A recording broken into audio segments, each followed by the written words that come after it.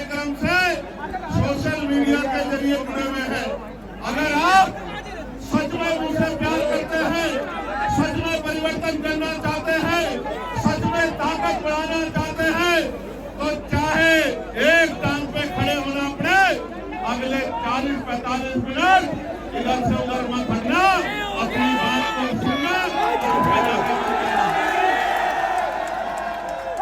ये क्या है? ये क्या है? ये क्या है?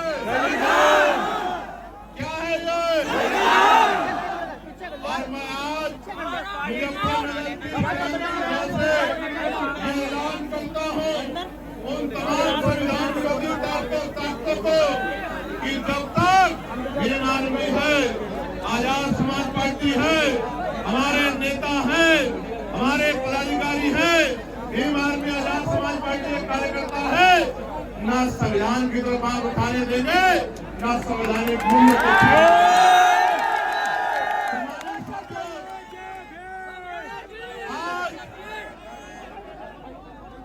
आज इस मुजफ्फरनगर की धरती पर ये जो ऐतिहासिक जन सैलाब आया है, ये चेतावनी है दिल्ली और लखनऊ में बैठी सरकारों को कि आप शाम दाम दंड वैध यूज करके हमारा मनोबल गिराने की कोशिश कर सकते हो, लेकिन कामयाब नहीं हो सकते। बहुत महत्वपूर्ण और एक एक बार आपके माध्यम से आज दिल्ली तक जाएगी, उसको रात को नींद नहीं आएगी। मेरी बात को आप याद रखना। सर्वप्रथम तो मैं उन तमाम संतों, गुरुओं, महापुरुषों को नमन करता हूँ जिन गुरुओं, संतों, महापुरुषों ने अपने जीवन का एक पल लगा दिया भारत में समतामूलक समाज बनाने के लिए। मेरे भाइयों बहनों, आज जब आप घर से निकले, मैं माफी चाहता हूँ आपसे, प्रशासन और पुलिस की गैर जिम्मेदारी की वजह से मैंने अपनी आंख से देखा 5-5, 6 से 8 किलोमीटर से चल के मेरी माओ को, मेरी बहनों को, मेरी बच्चियों को, मेरे बच्चों को, मेरे भाइयों को, मेरे बड़े बुजुर्गों को सड़कों पे अपनी एनर्जी को लगाना पड़ा। मैंने आपके दर्द को देखा, मैं जानता हूँ, मैंने अपनी आंख से देखा।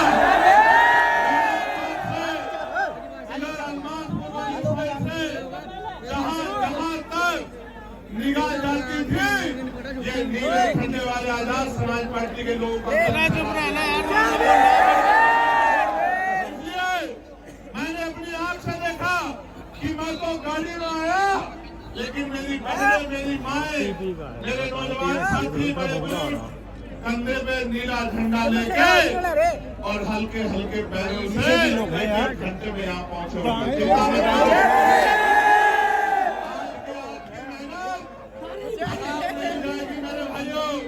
आज की आपकी मेहनत एक नया सूर्य निकालने का काम पश्चिम उत्तर प्रदेश में करेगी और रोशनी पूर्वांचल तक जाएगी और उसकी खबर दिल्ली तक जाएगी। मेरी बात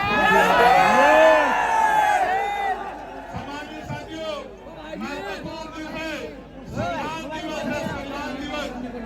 और याद करो, संविधान से पहले अपनी जिंदगी और संविधान के बाद की आज की अपनी जिंदगी महसूस करो। अगर संविधान नहीं होता तो क्या इस प्राइमरी स्कूल के मास्टर का बेटा लोकसभा का मेंबर बन पाता? बताओ। महत्वपूर्ण दिन है। इस दिवस पे मैं संविधान दिवस की 76वीं वर्षगांठ के अवसर पर बहुत बहुत बधाई देता हूँ।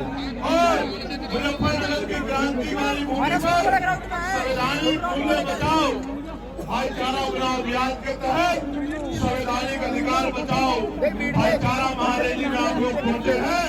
और जितने कार्यकर्ता, पदाधिकारियों ने जो इस मंच पर बैठे हमारे नेता, जो नीचे वहां झंडा उठा के वॉलंटियर बन के काम कर रहे हैं, जो चौक चौराहे पे खड़े होकर अपनी बसें निकलवा रहे हैं, आज आपने मेरे ऊपर जो ऋण रखा है, जो कर चढ़ाया है, मैं चंद्रशेखर आजाद अपने पूरे आंदोलन की तरफ से, अपने नेताओं की तरफ से आपसे वादा करता हूं, जहां आपका पसीना पड़ेगा हमारा खून ना पड़ेगा। मेरे साथियों, लोग रैली करते हैं, बड़े बड़े साधन लगाते हैं और यहाँ तो आप अपने अपने साधनों से और एक एक पैसा जुटा के जिस तरह पहुंचे हैं, ये बात स्पष्ट करती है कि जब भी देश के संविधान पे आप उठेगी, अम्बेडकरवादी सबसे आगे खड़े होकर संविधान की रक्षा करेंगे। साथियों, इन देश में दो ही विचारधारा काम कर रही है।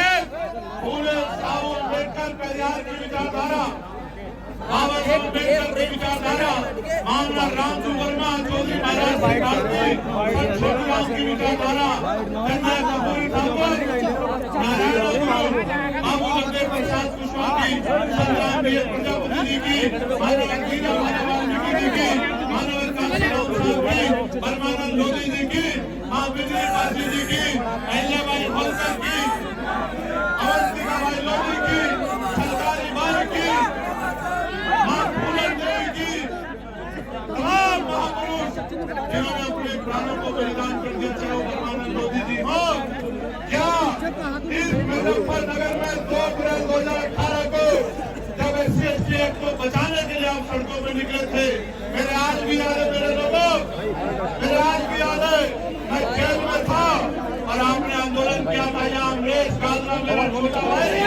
पुलिस की गोलियों का शिकार होते मेरे आज भी याद है।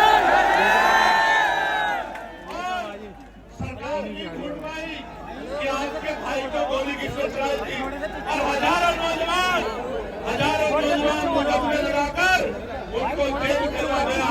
तो मैं बात को आगे बढ़ाऊंगा तो मैं पूरी बात रखूंगा। मेरे लोगों, प्यारे साथियों, इन दोनों विचारधाराओं में जो कोई राजकाज में रहेगा उसी को आगे बढ़ने का अवसर मिलेगा और जो राजकाज में नहीं रहेगा उसको ये सरकारें कुचलने का काम कर देंगे। मेरे लोगों, इसलिए इन दोनों विचारधाराओं में जो संघर्ष चल रहा है, पहली फूले साहब पेरियार अम्बेडकर की विचारधारा और दूसरी मनवाद की विचारधारा, जिसकी सरकार आज केंद्र में और राज्य में बैठी हुई है, इन दोनों विचारधारा में जो संघर्ष चल रहा है, जो सत्ता में बैठेगा उसी को आगे बढ़ने का अवसर मिलेगा।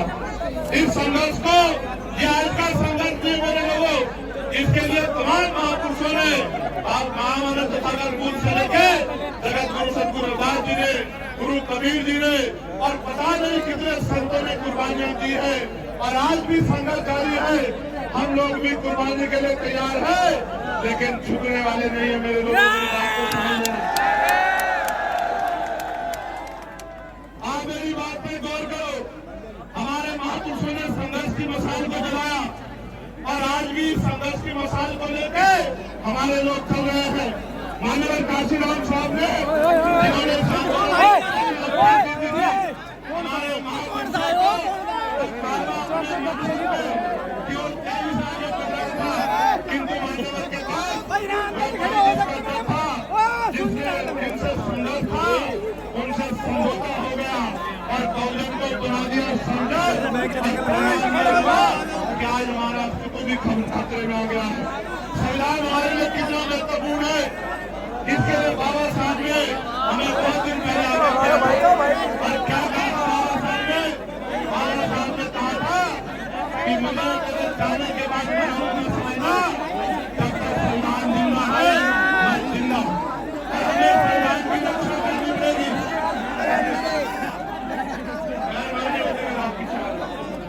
आपकी रक्षा नहीं हो रही तो मुझे फिर क्या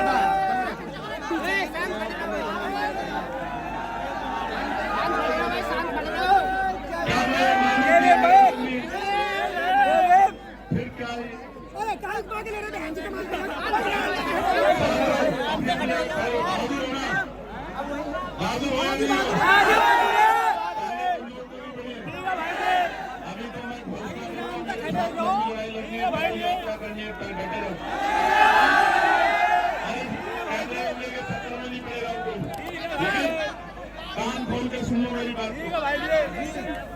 इसलिए संविधान दिवस के मौके पर आज आप लोगों को बुलाया गया है कि आज संवैधानिक मूल्यों को बचाना है और भाईचारा अभियान के जरिए जब तक मुजफ्फरनगर में रैली निकली है, आज से ये यात्रा देश भर में संविधान की रक्षा और सुरक्षा तथा संवैधानिक मूल्य बचाओ और संवैधानिक अधिकार के प्रति देश के समस्त नागरिकों में चेतना, जागृति और जन जागरण पैदा करने का काम करेगी आज की ये रैली।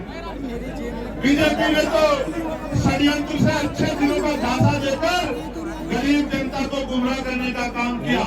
असल में तो अच्छे दिन हमारे तब शुरू हुए थे जब बाबा साहब अम्बेडकर ने 26 नवंबर 1949 को संविधान सौंप दिया था और 26 जनवरी 1950 को संविधान लागू हो गया था।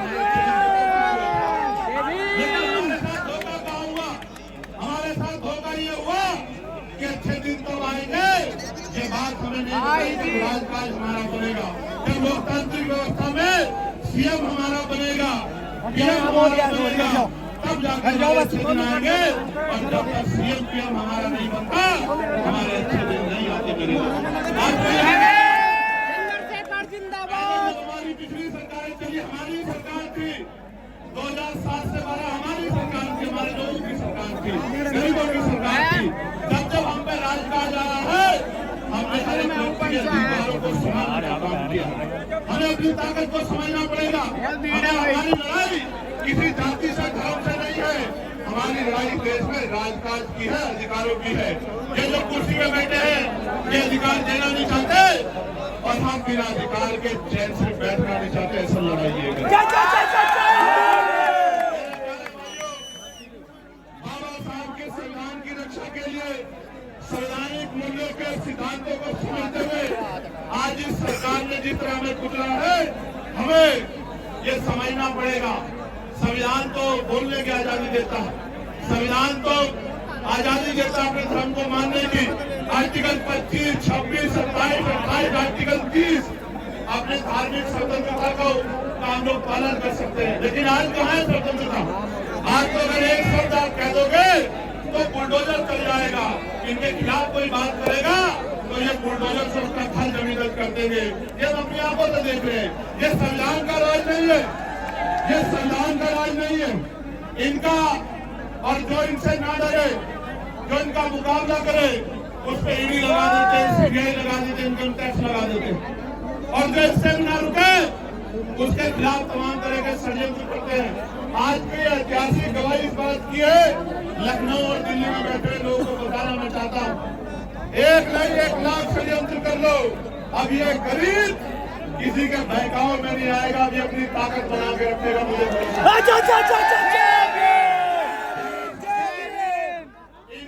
इनका कोई विरोध करे तो अगर राष्ट्र विरोधी हो जाता है, इनका जो समर्थन करे वो राष्ट्रविरोधी हो जाता है। जो इनकी पार्टी ज्वाइन कर ले, ये भाजपा की बात कर रहा हूँ, वो ईमानदार हो जाता है। और जो इनकी पार्टी से अलग रह के काम करता है, उसको ये आरोप लगाने का काम करते हुए समझना पड़ेगा कि अगर आज नहीं जागे तो 50 साल बाद ये देश कहाँ खड़ा होगा, हमारे लोग कहाँ खड़े होंगे, इस बात को हमें समझना पड़ेगा। और अगर हमने ये नहीं समझा तो वो दिन दूर नहीं है कि हमारी आने वाली पीढ़ियां फिर से प्रदेश में गुलाम हो जाएंगी।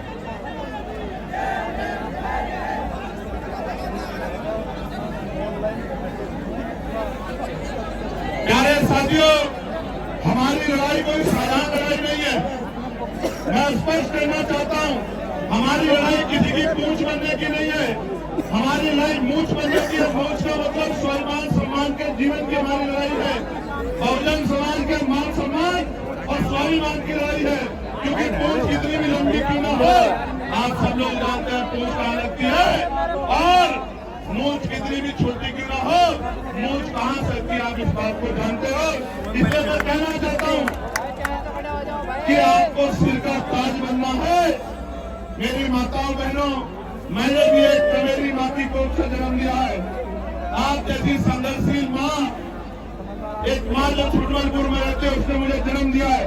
मैं विश्वास दिलाता हूँ, गौर से सुना, ये आपका बेटा आपको विश्वास दिलाता है कि न मान सम्मान से समझौता करूंगा, ना बिकूंगा, ना रुकूंगा, ना झुकूंगा जब तक लहू का आखिरी कतरा है आपके लिए।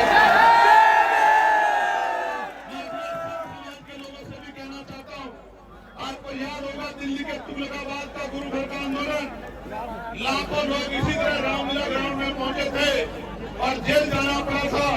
लेकिन संत गुरुओं महापुरुषों, मैं आपको भी कहना चाहता हूँ, गुरु महाराज जी के बेगमपुरा राज का सपना और उनका दर्शन, रविदास मानो सुखी बसंग सुकर है दो भाव, एक सु स्वराज हमारी दूसर मरगट गाँव। इसका मतलब ये है कि सुख शांति का जीवन जीने के दो ही रास्ते हैं। जीते जी सुख शांति मिलेगी स्वराज माई अपने राज में, और मरने के बाद मिलेगी कब्रिस्तान शमशान घाट में। तो मैं आपको भी कहना चाहता हूँ कि आप इस अलग को घर घर तक पहुँचाओ, और जो मुस्लिम समाज यहाँ आया है मैं उनको भी कहना चाहता हूँ, जुर्म इतना बुरा नहीं जितना जुर्म के सामने खामोशी है। दोनों सीखों बनने आने वाली पीढ़ियां गूंगी बहरी हो जाएंगी, और खुदा भी उस कौम की हालत नहीं बदलता जो अपनी हालात को बदलने का प्रयास नहीं करते। मेरे लोग प्यारे साथियों, आप मुझे जानते हो नहीं जानते हो, मैं वही चंद्रशेखर आजाद हूँ जिसने 16 महीने जेल काटी है। याद है नहीं याद है? मैं वही चंद्रशेखर आजाद हूँ जो एनआरसी में झंडा लेके जमा मस्जिद में खड़ा करने बताने के लिए कि आप अकेले नहीं हो, आप इस देश को बचाने में आपके साथ। मैं वही चंद्रशेखर आजाद हूँ जो दिल्ली के तुगलकाबाद रविदास गुरु घर के आंदोलन में 96 लोगों के साथ जेल गया था, जिसकी पीठ में जितनी हड्डियां नहीं, पुलिस ने उतनी लाठियां मार मार के मेरी हड्डियों को तोड़ने का काम किया। प्यारे साथियों, इस बात से पेट नहीं भरा तो यही देवबंद में मेरे ऊपर गोली चला के 4 गोली चला के मेरी जान लेने का प्रयास किया गया था। मैं आपका वही चंद्रशेखर आजाद। क्या मैंने आपके स्वाभिमान को कभी कमजोर करने दिया? ये मेरी जान क्यों लेना चाहते हैं? क्या मैंने इनकी जमीन छीनी है? क्या मैंने इनका धन छीना है? क्या मैं कोई गलत लड़ाई लड़ रहा हूँ? मैं आपको बताना चाहता हूँ, ये इसलिए मेरी जान लेना चाहते हैं क्योंकि ये जानते हैं कि अगर चंद्रशेखर आजाद 10 साल जी गया तो इस देश में बाबा साहब अम्बेडकर को मानने वाला व्यक्ति दिल्ली की कुर्सी में बैठेगा, उसको कोई रोक नहीं सकता। जितना प्यार आप देते हो इतना ही प्यार बिहार में भी लोग देते हैं। और गौर से सुनो, हमें दिया किसने क्या है? मैं कहना नहीं चाहता था हमारी रैली है, लेकिन मैं आपको आगाह करना चाहता हूँ। आपको याद है नहीं याद है? एक पार्टी जब उसकी सरकार बनी तो जितने महापुरुषों के जिलों के नाम थे, महापुरुषों के नाम पे, चाहे वो काशीराम नगर हो या ज्योतिबा फूले नगर, ये हापुड़ के लोग यहाँ बैठे हैं, ज्योतिबा फूले नगर हो, काशीराम नगर हो, आप जानते हो किस पार्टी ने बदलने का काम किया? और वो पार्टी आज गली गली कहती फिर रही है कि हम इन कमजोर के रखवाले हैं। मेरी बात को याद रखना, बिल्ली को दूध की रखवाली बिठाओगे तो ना दूध बचेगा।